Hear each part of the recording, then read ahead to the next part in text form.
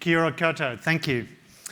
Located in Tauranga, 90 Devonport Road is New Zealand's largest mass timber office building.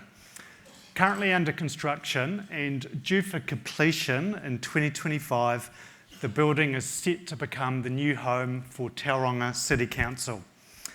The 8-storey building uses engineered timber in place of the more traditional steel and concrete building materials, which means the project is expected to reduce upfront carbon by around 50% and whole-of-life carbon by around 60% against a traditional build. Now, just to put this in context, the upfront carbon is estimated to sit around 4,000 tonnes. And so with a 50% reduction, that is 4,000 tonnes saved against a traditional building. And you would have heard earlier from Sam Archer, the building sector, I believe, is looking to save, I think it was 6 million tonnes of carbon in the next emissions budget. So with 4,000 tonnes at 90 Devonport Road, that means if this panel, and we can inspire everyone in this room to go out and build with mass timber, we need approximately 1,590 Devonport roads to be built between now and 2030. So that just puts the scale of the challenge that we are all facing right now. 90 Devonport Road has been awarded a 6-star Design and As-Built Design Certified rating and will be submitting for an as-built rating following practical completion. The panel we have assembled for you here today includes the development partner, Willis Bond, the architects, WAM, the main tenant, TCC, and main contractor, McGuinness, as well as Beca and the Green Star accredited professional, who is myself, standing here before you. This panel is really, hopefully we're going to talk about the DUI behind the hui. So we're presenting an opportunity for the 90 Devonport Road team to share our journey, some of our experiences, some of our lessons learned, some of the battle scars we've earned along the way. And hopefully we can inspire some of the people in this room to go away and consider mass timber in some aspects of materiality in the buildings that they're looking at putting up between now and into the future. So if I could please invite our panel members to the front, and I will begin the introductions and just get each panel member to come up and sit down as I introduce them. Now, just a reminder for everyone, you are able to ask questions in the app, and also there's a roving mic. So if you put your hand up, then hopefully that roving mic will come and find you during the panel discussion. I've prepared a few sort of nice and easy questions for our panellists who've seen them before. So really just to get them warmed up, and it's over to you guys in the room to come at us with some of the hardball questions for our panel members. First up, I'd like to invite Will to come and take a seat. So Will is the Senior Development Manager at Willis Bond and has led Willis Bond's first venture into mass timber construction with 90 Devonport Road in Tauranga.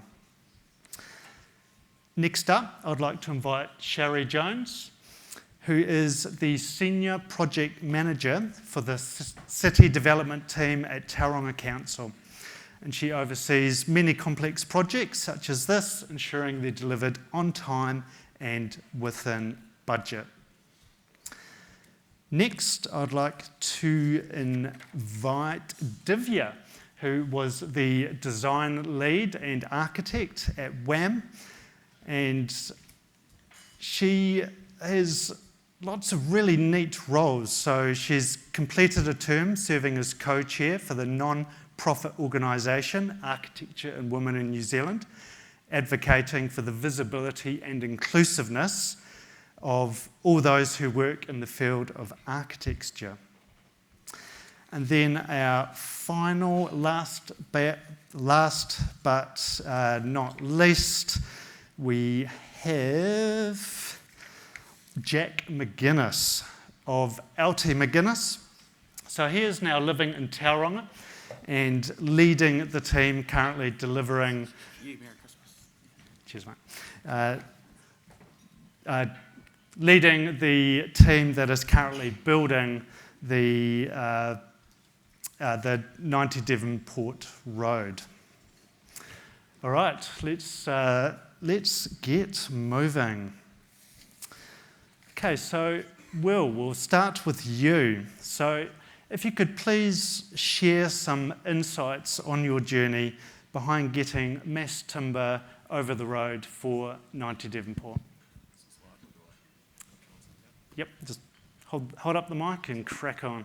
So, yeah, the 90 Devonport Road was never actually conceived as a timber structure. In fact, it was the design brief didn't have any particularly demanding sustainability requirements in it, and so it was initially designed to concept level as a traditional steel and confloor structure, and the negotiation was rightly very focused on cost and price and rental affordability, and so, I mean, developing in any new build is always more expensive than existing, and that effect can be particularly pronounced in the regions. And so we went through successive rounds of value engineering on this job.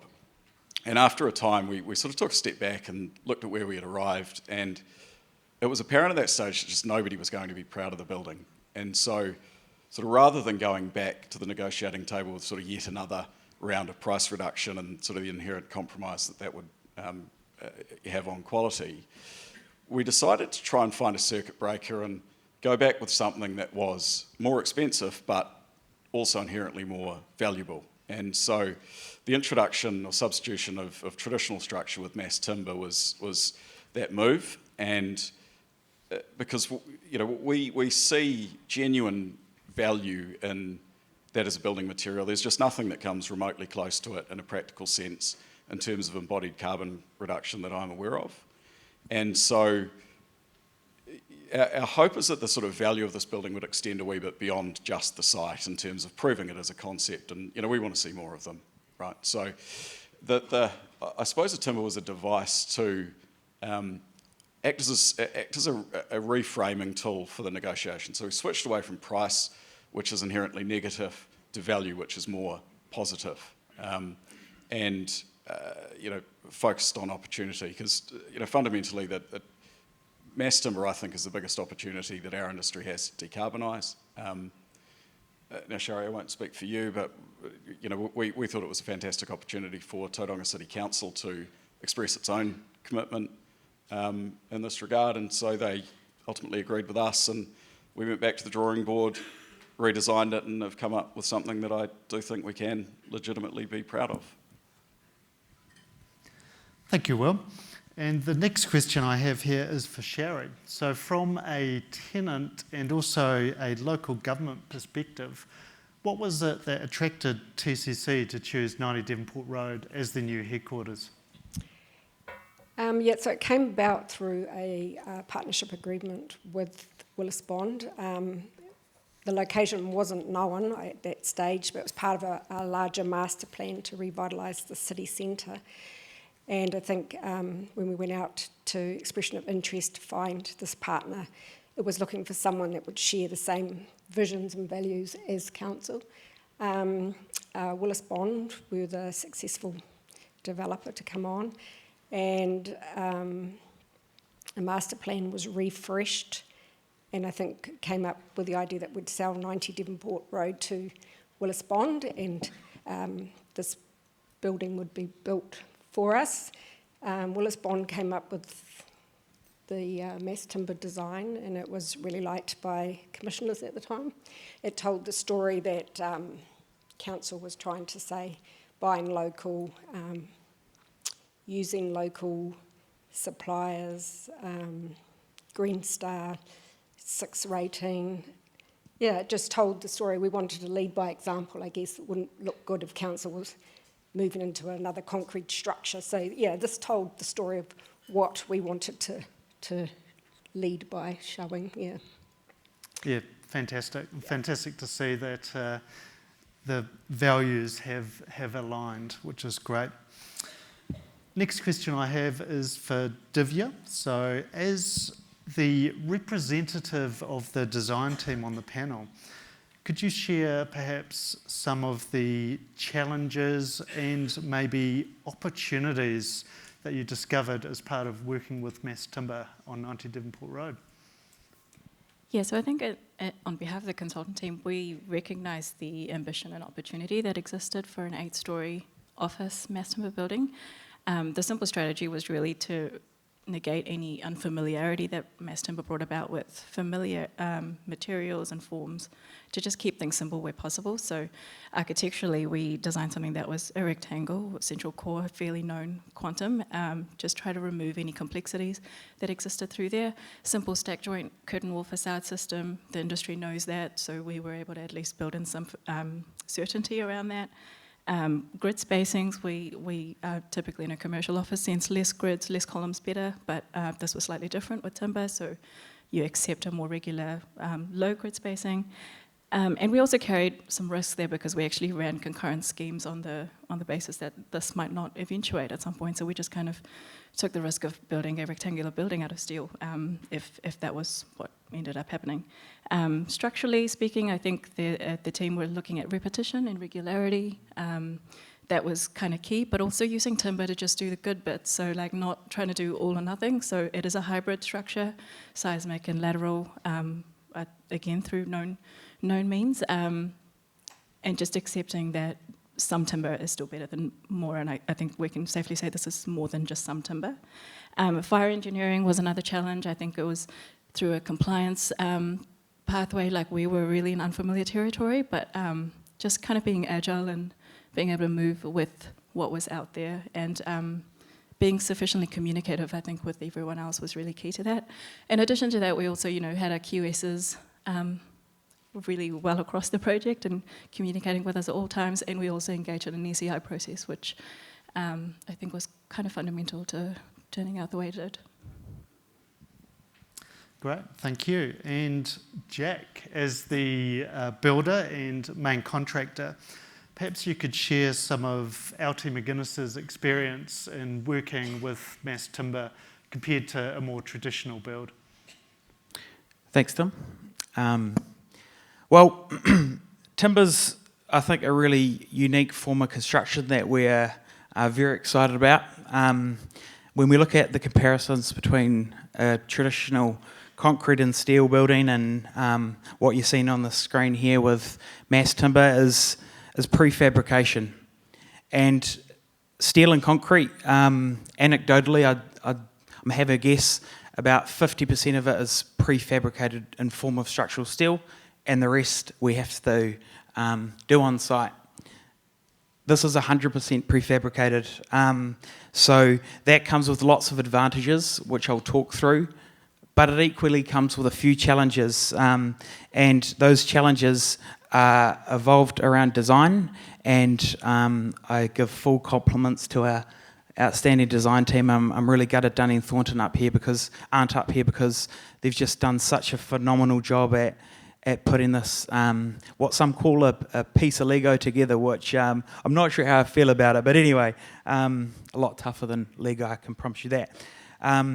So it just demands so much more on the design, having it fully prefabricated. Details need to be worked through. There needs to be real pre-construction. There needs to be real ECI. There needs to be a real collaborative design team, which we had here, which is just fantastic. And it needs to be over a 90 Devonport ECI, the pre-construction phase.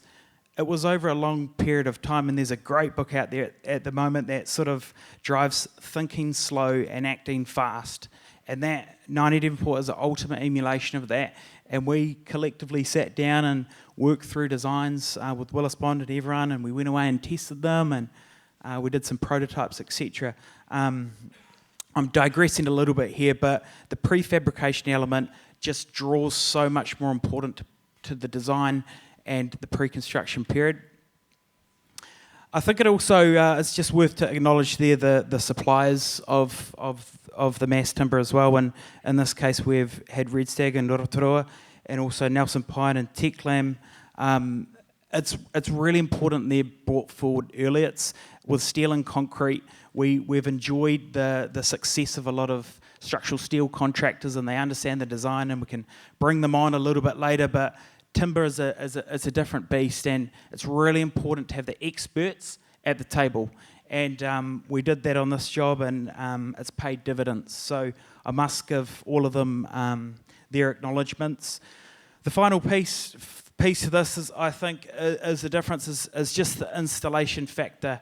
And I think mass timber lends itself really well to self-performing builders, and builders that have their own carpenters and their own apprentices and their own labourers, their own tower crane and their own crane crew. And in this case, this was the case.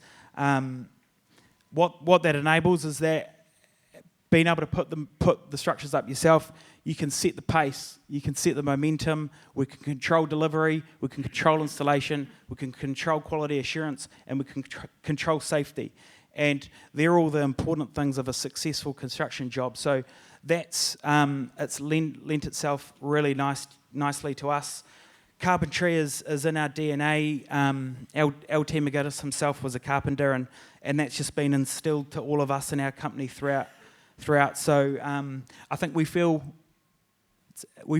natural. This feels natural, and it feels like it's just a natural move for us. So we're really excited about it. But I think, just in summary, it's a change. We're really excited about it.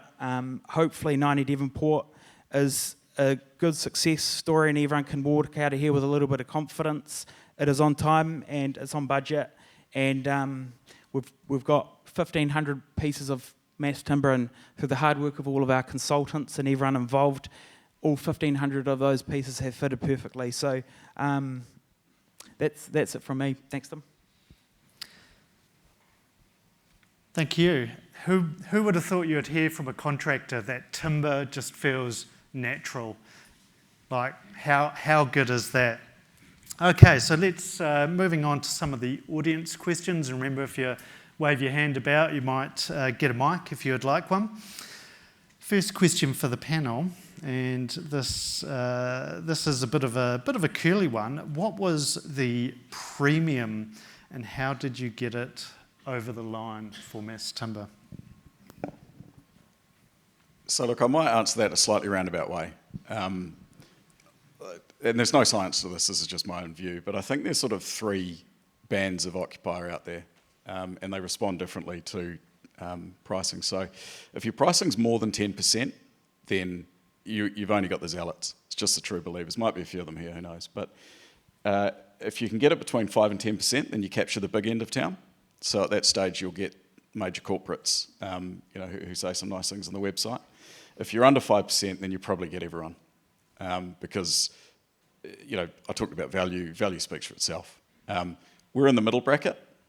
We've still got some work to do to bring that price down for complete adoption. So it's we can't hit parity with traditional build yet.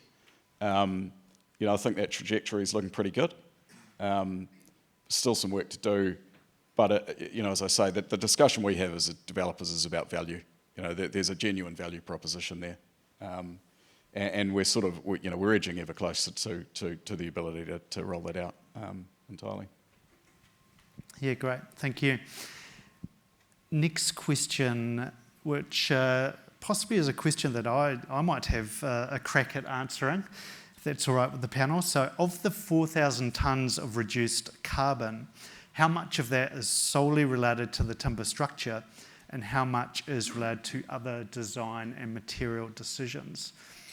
So at this point in time, the life cycle assessment that was produced for 90 Devonport Road was simply on the design.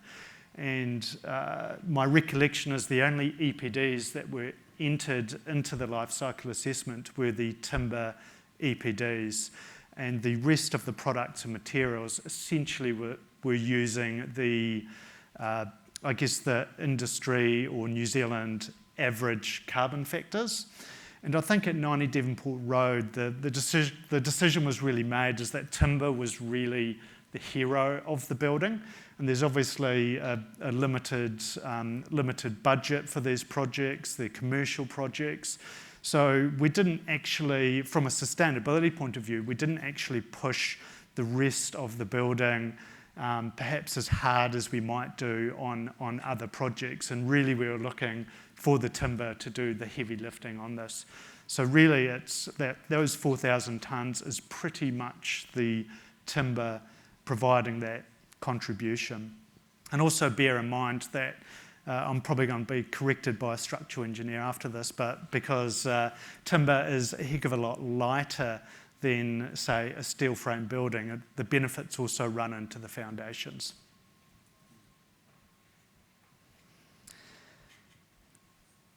Okay. What are the major challenges we faced in construction with the use of timber compared to steel? That sounds like a builder's question. Sure does.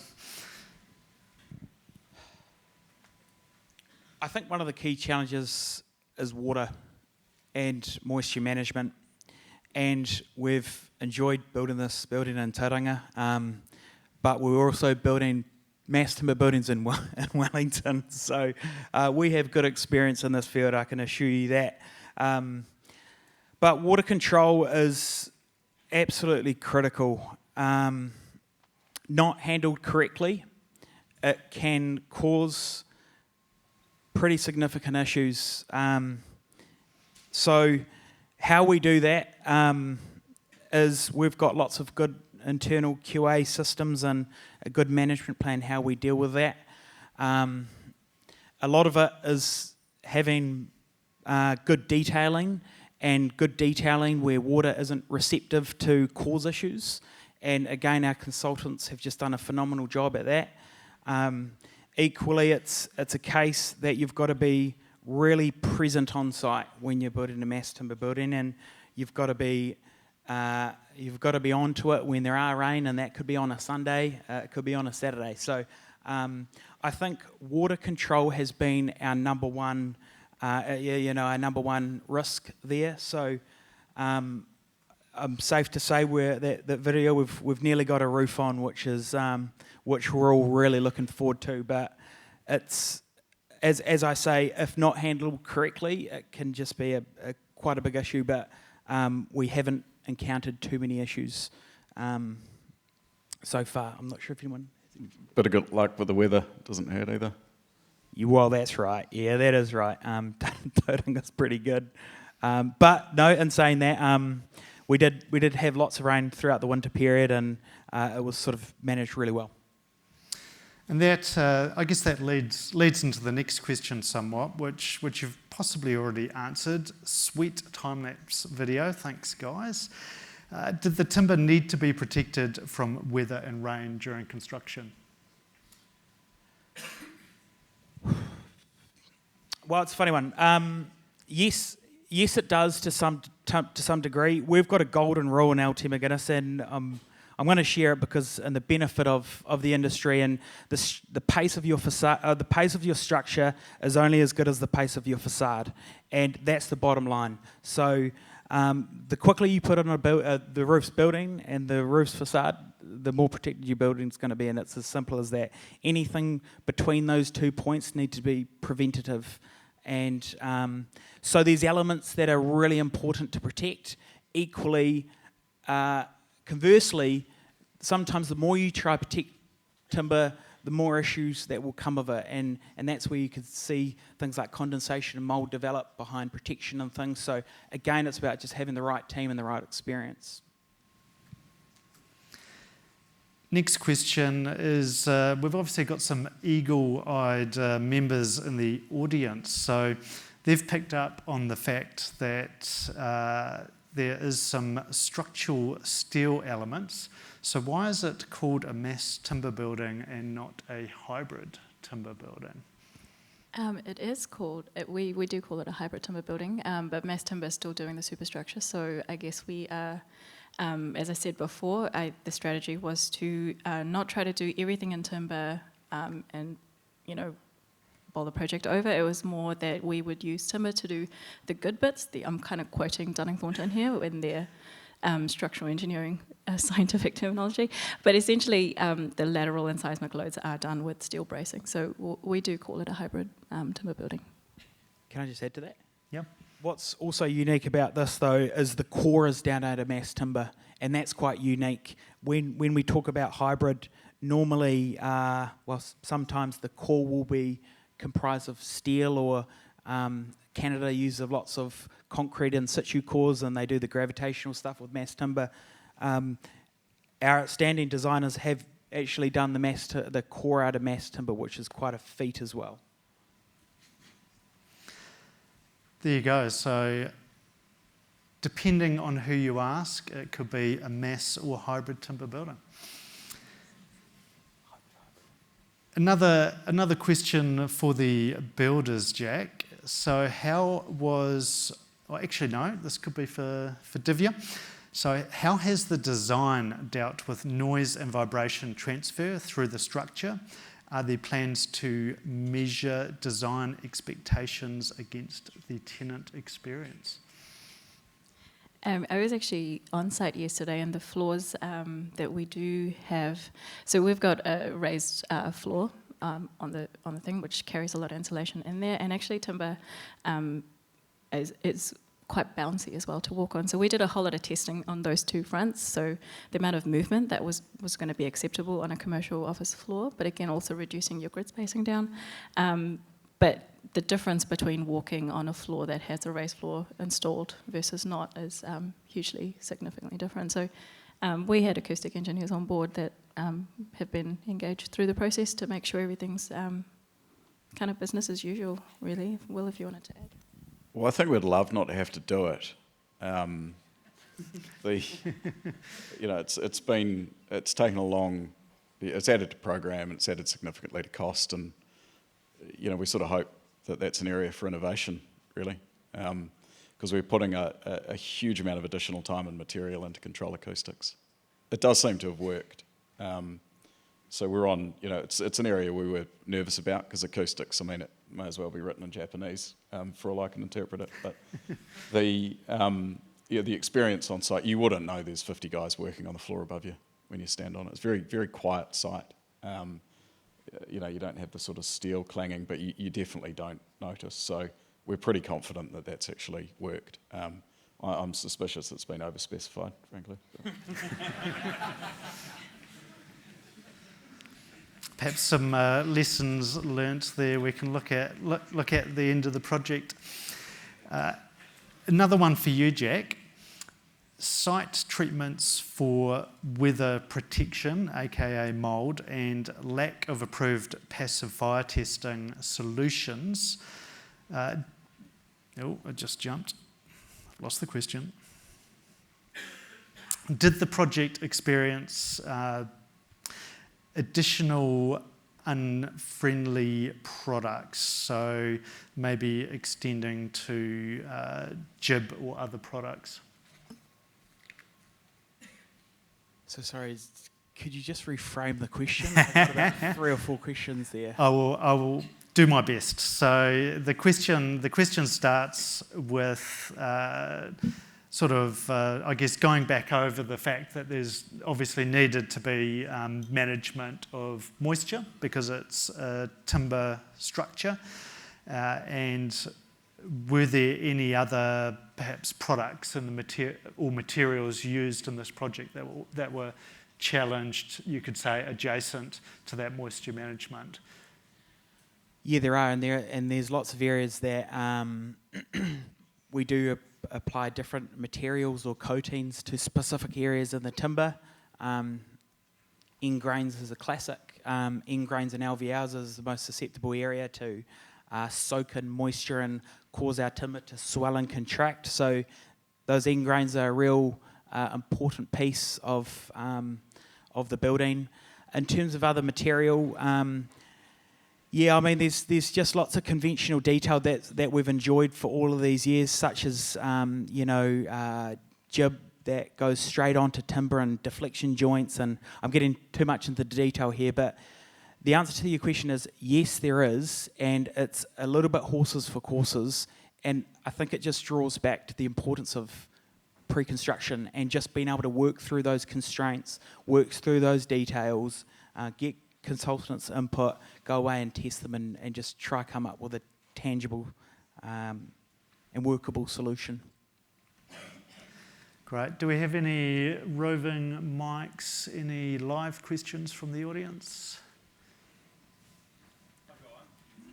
I'm just wondering, to get the price point back to an even playing field, was there any kind of golden egg that you could spot if you could redo it again that would kind of get it back on a playing field for the typical build, or was it just a whole bunch of things scattered throughout the project? Because we often hear that if you put more time in design and spend less time on site, it's going to be a good financial outcome, but floor's yours. Not obviously. Simple geometry was one of the preconditions to this scheme, and that's helped narrow it a lot. So simple geometry, simple facades. WAM only had 4 corners to work with, and I know that was painful for them, but it's so look. Short answer is, I mean, it might be a bit of a boring one, but no, not at the moment. I have no comments to that, but yeah, what he said. I think I've got a lot to resolve after this panel.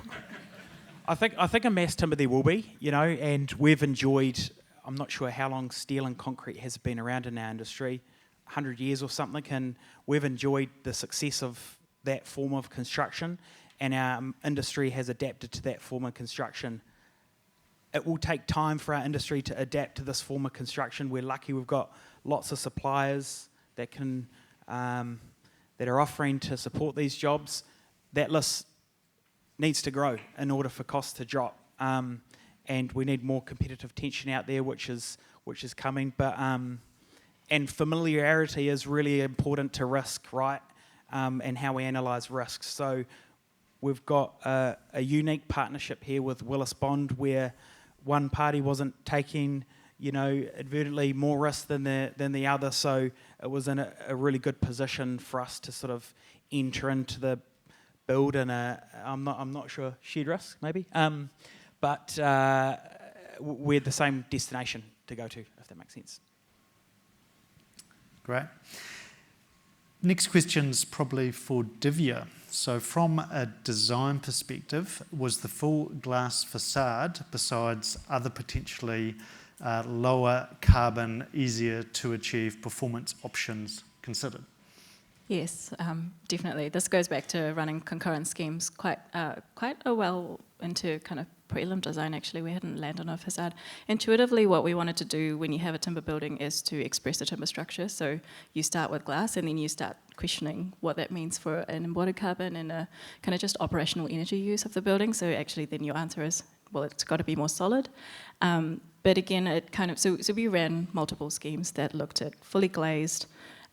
We landed somewhere kind of in between, so they still have quite a few solid panels. I think you can see it on the elevational shot with a lot of back pans. Essentially, though, the long and short of it is the curtain wall stack joint system was the facade chosen because it was the cheapest on the spectrum. I'm saying words like cheap, but and again, that goes back to offset any kind of unfamiliarity that the timber had to offer in construction and procurement. Yeah, I think it plays to the fact that really the timber is the hero of this building, and we're not trying to push the boat out on every single element all at once. Jack, you're a popular guy. I think the next one's for you. What are the key limitations of using timber versus steel, i.e. tolerances of timber versus steel, and what happens to the timber when it gets wet? I see a minute 13 on the screen here, so I'm going to try to do it in that. But timber's great because it's light, right? And we know that it can somewhat reduce requirements and foundations and make the foundations a little bit more efficient. But equally, that lightness comes with some issues in things like temporary works and global stability. Global stability is a key challenge. Tolerance, there is really fine tolerance, but also in some areas there's lots of tolerance, and in our view sometimes there's too much tolerance for QA issues to come about. Timber swells and contracts, and it needs room to do that, and there's tolerance in that room, and it's important to control that, those tolerances, and have good, robust QA throughout the build. 25 seconds to go. All right, we are out of time for any further questions, so please join me in thanking our panel members.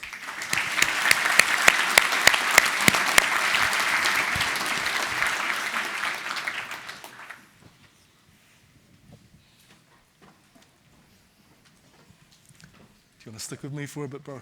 Got a question for you. Surprise, surprise. Hey. Oh man, I really enjoyed that panel. I mean, that building is cool. I've got a background in architecture, so super exciting to see this like mass timber structure. But I was thinking about this beautiful proverb in Te Ao Māori called, it goes something along the lines of kia whakatū muri te haere whakamua, which means I walk backwards into the future with my eyes firmly fixed on my past. And I often feel like 90 Devonport Road feels to me like an example of this proverb, You know, the coming together of new tech, of prefabrication, of how a new way of consultants collaborating together to get detail and planning to get this beautiful result out of a timeless material like timber. So that's super cool. My highlights before my question, bro, is moving the conversation from price, away from price to value, is important in sustainability. And the fact that there's actually a cost, to buying cheap materials. There's a cost to buying it twice. There's a cost to sending it to landfill. There's a cost to maintenance. So moving that conversation away towards value is super important. My second takeaway is the 100% prefabricated building, like putting together 500-piece Lego set. How cool is that? Can I get a set for my house at home? And my third insight is with mass timber means that you can actually better control the construction and delivery of a project, and the consultants and the builders are more comfortable to use it. But my question for you, bro, is what is one insight for you from this panel session that you're going to deploy into the work that you do?